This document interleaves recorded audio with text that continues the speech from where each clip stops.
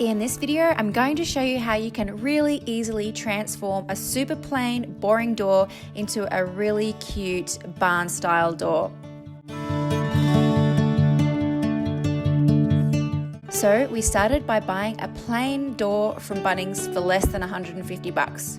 And then really the only two things we used to dress it up is firstly some WeatherTech's VJ exterior grade, as well as some H3 treated primed pine, which we used as battens to decorate the door. Then we just spent a little bit of time mucking around with our preferred layout and ended up settling on this cross-style barn door pattern. We did recess out the back of the pine battens just so that the VJ nestled in neatly behind the pine and sat nice and flush.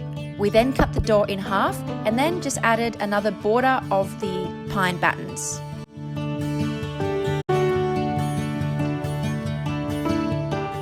We attached two pieces of Tassie oak between the two doors, and this acts as the stop so that the two doors meet and sit flush together. For the hardware, we just used this Gainsborough handle, which you can buy off the shelf from Bunnings, and then we used a deadbolt in the top door. And you can't see it clearly here, but in the side of the door, we used a flush mount barrel bolt to bolt the two doors together. And then we just painted it a pretty blue color. And that is actually all we did. Such an easy thing to do, and you can do it at your house as well. My name is Rachel Turner and I'm a licensed builder. My channel is all about DIY, home renovations, little tips and tricks of things you can do around the house.